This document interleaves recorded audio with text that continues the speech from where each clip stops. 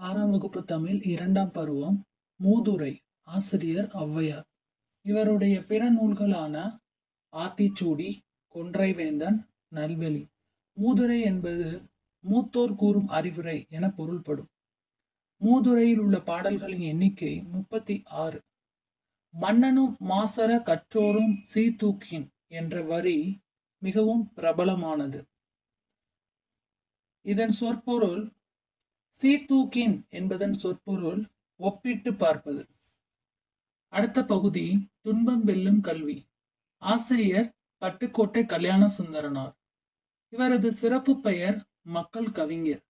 மக்கள் கவிஞர் என அழைக்கப்படுபவர் பட்டுக்கோட்டை கல்யாண சுந்தரம் பிள்ளை சுந்தரனார். எது வேணாலும் வரும். இவர் இயற்றிய பாடலில் மிகவும் பிரபலமானது ஏட்டில் படித்ததோடு இருந்து விடாதே, ஏன் படித்தோம் என்பதையும் மறந்து விடாதே. கல்வி கண் திறந்தவர். அடுத்த பகுதி கல்வி கண் திறந்தவர். தமிழ்நாட்டின் முன்னாள் முதலமைச்சர். இலவச கட்டாய கல்விக்கான திட்டத்தை இயற்றியவர். மத்திய உணவு திட்டத்தை அறிமுகம் செய்தவர். கல்வி புரட்சிக்கு வித்திட்டவர். காமராஜரை கல்வி கண் திறந்தவர் என பாராட்டியவர் யார்? தந்தை பெரியார்.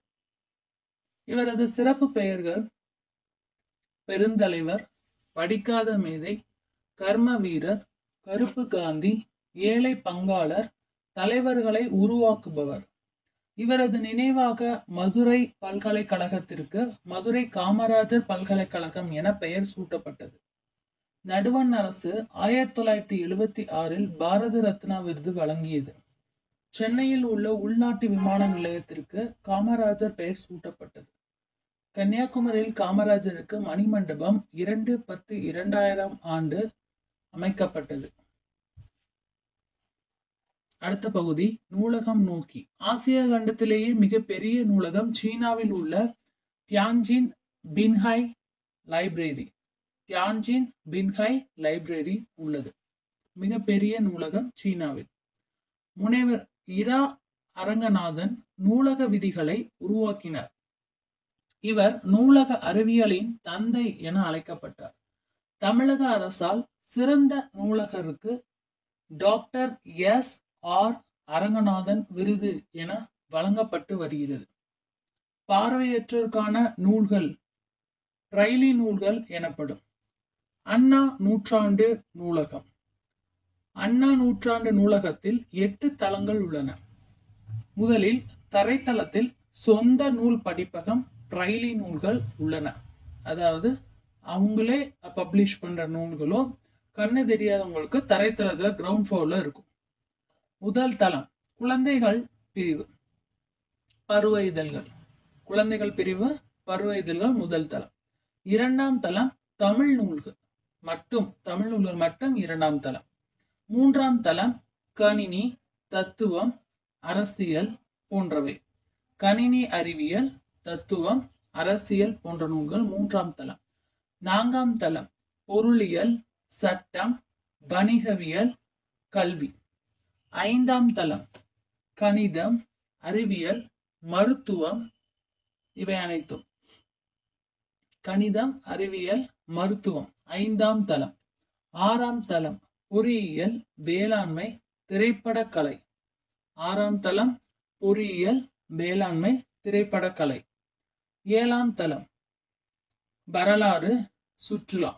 8ஆம் தளம் நூலகத்தின் நிர்வாக பிரிவு. அடுத்த பகுதி ஆசாரக்கோவை. ஆசாரக்கோவையின் ஆசிரியர் பெருவாயின் முள்ளியார். ஆசாரக்கோவையின் ஆசிரியர் பெருவாயின் முள்ளியார். இவரது ஊர் கயத்தூர். ஆசாரக்கோவை என்பதற்கு நல்ல ஒழுக்கங்களின் தொகுப்பு என்று பொருள். 14 கீழ்கணக்கு நூல்களில் ஒன்று ஆசாரக்கோவை. 100 வெண்பாக்களை கொண்டது ஆசாரக்கோவை. 100 வெண்பாக்கள் கொண்டது. நன்றியறிதல் பொறையுடைமை இன்சொல்லோடு என்ற வரி இடம்பெற்றுள்ள நூல் ஆசாரக்கோவை என்ற பாடல் வரி இடம்பெற்ற நூல் ஆசாரக்கோவை. அடுத்த பாடம் கண்மணியை கண்ணுறங்கு. தாலாட்டு வாய்மொழி இலக்கியங்களுள் ஒன்று. தாள் என்பதற்கு நாக்கு என்று பொருள். நாவை அசைத்து பாடுவதால் அது தாலாட்டு, தாள் கூட்டல் ஆட்டு என்று பெயர் பெற்றது. அடுத்த பகுதி தமிழர் பெருவிழா. பொங்கல் விழா தமிழர் திருநாள் என போற்றப்படும் விழாவாகும். மாடு என்ற சொல்லுக்கு செல்வம் என்று பொருள் உண்டு. மஞ்சு விரட்டு என்பது மாடு பிடித்தல், ஜல்லிக்கட்டு, ஏறு தழுவுதல் என பல பெயர்களில் அழைக்கப்படுகிறது. திருவள்ளுவர் கிமு 31 பிறந்தவர். திருவள்ளுவர் ஆண்டை கணக்கிட நடைமுறை ஆண்டுடன் 31 கூட்டினால் நமக்கு விடை கிடைக்கும். தை முதல் நாள் திருவள்ளுவர் ஆண்டு தொடங்கப்படுகிறது. தை 2ஆம் நாள் திருவள்ளுவர் தினம் கொண்டாடப்படுகிறது. வாழ்க்கைக்கு வளம் தரும் மலைக்கடவுளை வழிபடும் நோக்கில் அக்காலத்தில் போகி பண்டிகை இந்திர விழாவாக கொண்டாடப்பட்டது. போகி பண்டிகையின் பழைய கால விழாவின் பெயர் என்னன்னு கேட்டா இந்திர விழா. அறுவடை திருநாள். அறுவடை திருநாள் ஆந்திரா, கர்நாடகா, மகாராஷ்டிரா, உத்தரப்பிரதேசம் போன்ற மாநிலங்களில் மகா சங்கராந்தி என்ற பெயரில் கொண்டாடப்படுகிறது. அறுவடை திருவிழாவை ஆந்திரா, கர்நாடகா, மகாராஷ்டிரா, உத்தரப்பிரதேசம் மகா சங்கராந்தி, மகர சங்கராந்தி. பஞ்சாப் மாநிலத்தில் லோரி என்று கொண்டாடப்படுகிறது. அறுவடை திருவிழாவை பஞ்சாப் மாநிலத்தில் லோரி என்ற பெயரில் கொண்டாடுகிறார்கள். குஜராத், ராஜஸ்தான் உத்தரயான் என்று கொண்டாடுகிறார்கள். அடுத்த பாடப்பகுதி மனக்கவரும் மாமல்லபுரம். நரசிம்மவர்ம பல்லவ அரசன் மற்போரில் சிறந்தவன்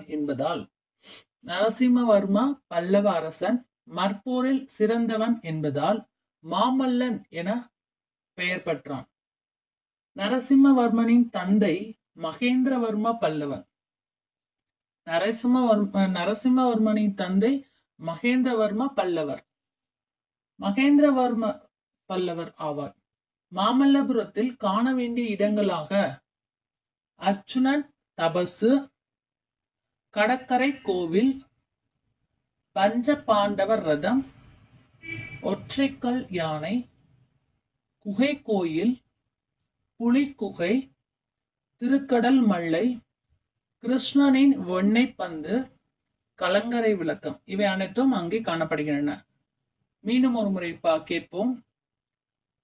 மாமல்லபுரத்தில் காண வேண்டிய இடங்கள்: அர்ச்சுனன் தபசு, கடற்கரை கோவில், பஞ்ச பாண்டவர் ரதம், ஒற்றைக்கல் யானை, குகை கோவில், புலிக்குகை, திருக்கடல் மல்லை, கிருஷ்ணனின் வெண்ணெய் பந்து, கலங்கரை விளக்கம். சிற்பக்கலை 4 வகைப்படும். அவை குடைவரை கோயில்கள், ஒற்றைக்கல் கோயில்கள், கட்டுமான கோயில்கள், புடைப்பு சிற்பங்கள். இந்த 4 வகைகளும் காணப்படும் ஒரே இடம் மாமல்லபுரம். மீண்டும் ஒரு முறை கேட்போம். சிற்பக்கலை 4 வகைப்படும். குடைவரை கோயில்கள் சிற்பங்கள், ஒற்றைக்கல் கோயில் சிற்பங்கள், கட்டுமான கோயில் சிற்பங்கள், புடைப்பு சிற்பங்கள். இந்த 4 வகை காணப்படும் ஒரே இடம் மாமல்லபுரம். அடுத்த பகுதி நானிலம் படைத்தவன். ஆசிரியர் முடியரசன். இவரது இயற்பெயர் துரைராசு. முடியரசனின் இயற்பெயர் துரைராசு. பூங்கொடி, வீரகாவியம், காவியப்பாவை முதலிய நூல்கள் எழுதியுள்ளார். பூங்கொடி, வீரகாவியம், காவியப்பாவை போன்ற நூல்களை எழுதியுள்ளார். திராவிட நாட்டின் வானப்பாடி என்ற பாராட்ட பெற்றவர் முடியரசன். இவரது இயற்பெயர் துரைராசு. பூங்கொடி, வீரகாவியம், காவியப்பாவை முதலிய நூல்களை எழுதியுள்ளார். இப்பாடல் நானிலம் படைத்தவன் அப்படிங்கிற பாடல் புதியதொரு விதி செய்வோம் என்னும் நூலிலிருந்து எடுக்கப்பட்டது. நானிலம் படைத்தவன் என்ற பாடல் புதியதொரு விதி செய்வோம் என்னும் நூலிலிருந்து இடம்பெற்றுள்ளது. பாடல் கல்லெடுத்து முள்ளெடுத்து காட்டு பெருவெளியை என தொடங்கும் பாடல் இடம்பெற்றுள்ள நூல் புதியதொரு விதி செய்வோம். இடம்பெற்றுள்ள பகுதி நானிலம் படைத்தவன். கல்லெடுத்து முள்ளெடுத்து காட்டு பெருவெளியே. இப்பாடத்தில் அடங்கியுள்ள சொற்பொருள் பார்க்கலாம். சமர் போர், களனி வயல், மரம் வீரம், களம் கப்பல்.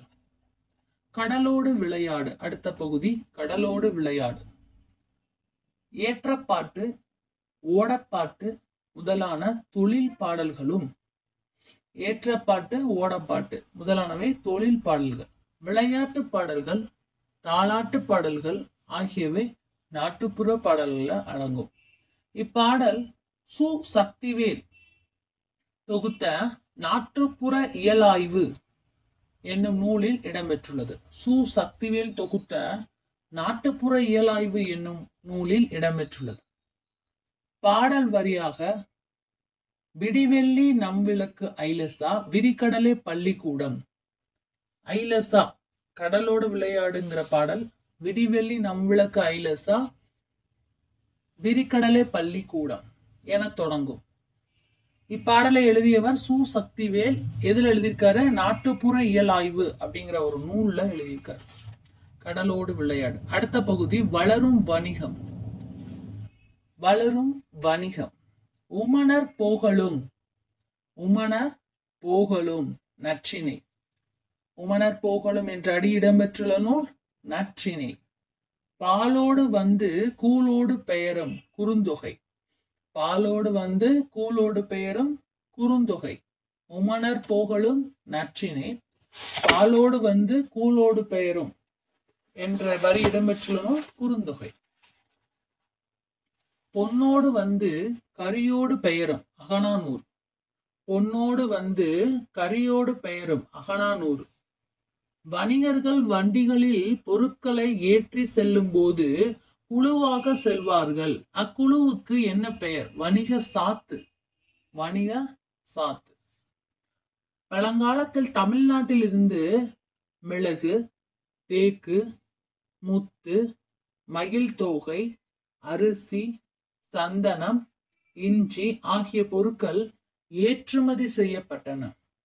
இறக்குமதி செய்தது சீனாவில் இருந்து கண்ணாடி, கற்பூரம், பட்டு. கண்ணாடி, கற்பூரம், பட்டு முதலியவையும் அரேபியாவில் இருந்து குதிரைகளும் வாங்கப்பட்டன.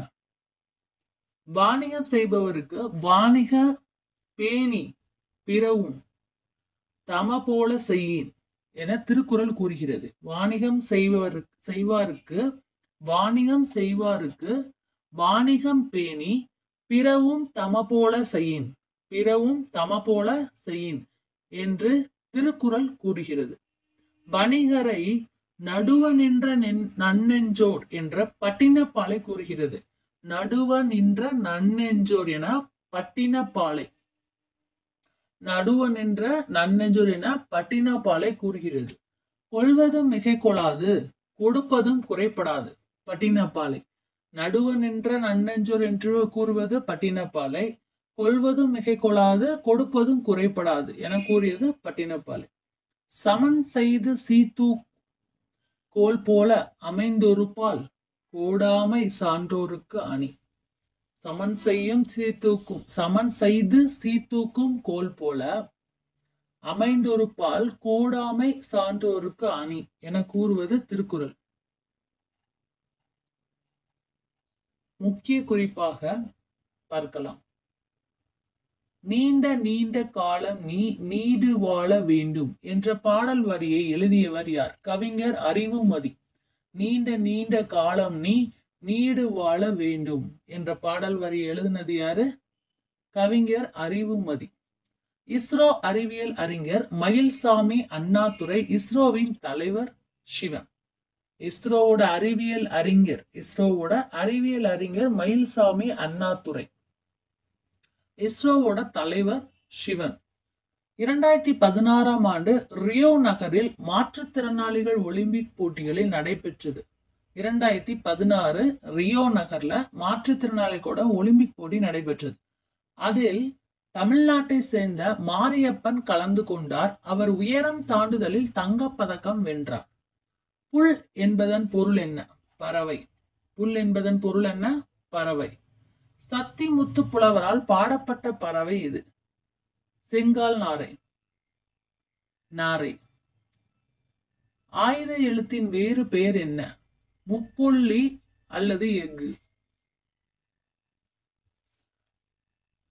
குழந்தைகள் தினம் எப்போது கொண்டாடப்படுகிறது? நவம்பர் 14. மாணவர் தினம் அக்டோபர் 15. மாணவர் தினம் அக்டோபர் 15. அக்டோபர் 15. ஆசிரியர் தினம் செப்டம்பர் 5. செப்டம்பர் 5. தேசிய இளைஞர் தினம் ஜனவரி 12. தேசிய இளைஞர் தினம் ஜனவரி 12. கல்வி வளர்ச்சி நாள் ஜூலை 15. கல்வி வளர்ச்சி நாள் ஜூலை 15. தேசிய இளைஞர் தினம் ஜனவரி 12. மாணவர் தினம் அக்டோபர் 15.